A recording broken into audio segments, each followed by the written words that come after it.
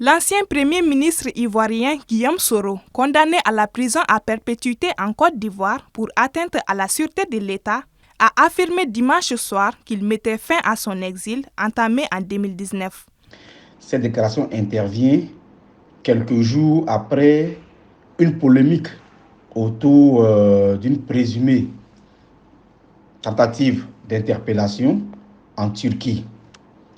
Et cela a créé pas mal de polémiques ici, d'autant plus qu'entre la Côte d'Ivoire et la Turquie, il n'y a pas de coopération judiciaire. Les personnes citées qui selon GPS étaient en Turquie, étaient plutôt en Côte d'Ivoire et on les a même vus à des cérémonies officielles le même jour.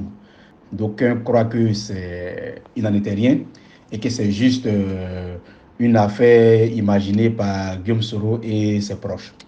Cette annonce intervient à 2 ans de la prochaine présidentielle, alors que Guillaume Soro a annoncé en mai dernier que rien ne l'empêchait d'être candidat. Son mouvement politique Génération et Peuple Solidaire, GPS, a toutefois été dissous en Côte d'Ivoire depuis juin 2021.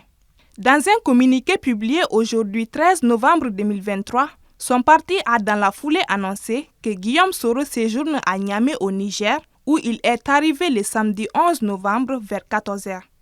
Il a été reçu en audience ce jour par le général Abdraman Tchiani, président de la transition et chef de l'État du Niger. S'il arrive à se battre et à faire des négociations, des pourparlers, ou si la justice décide de l'amnistier et de le gracier, alors il pourra être candidat valablement au même titre que tous les autres candidats. Ce qui serait intéressant pour la Côte d'Ivoire d'avoir plusieurs candidats en 2025 qui vont compétir et le peuple tranchera entre les différents candidats. Aujourd'hui, au PDC, ça bouge beaucoup parce qu'il y a des personnes comme Thiam, comme Billon, comme Thierry Tano qui veulent être candidats.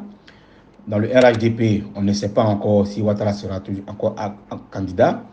Qui sera le candidat du RHDP, et le PPAC qui aura sûrement un candidat. Et donc, si en plus de toutes ces candidatures, on a une candidature de Guillaume Soro, ça sera bon pour la Côte d'Ivoire, qui va montrer qu'il y a un dynamisme au niveau de sa démocratie. Déjà, en avril 2020, il avait déjà été condamné à 20 ans de prison pour recel de détournement des deniers publics. Cette condamnation avait justifié l'invalidation de sa candidature à la présidentielle de 2020 remportée par Alassane Ouattara. Chef de la rébellion qui contrôlait la moitié nord de la Côte d'Ivoire, dans les années 2000, Guillaume Soro avait aidé militairement Alassane Ouattara à accéder au pouvoir lors de la crise post-électorale de 2010-2011, face au président sortant, Laurent Gbagbo, qui refusait d'admettre sa défaite.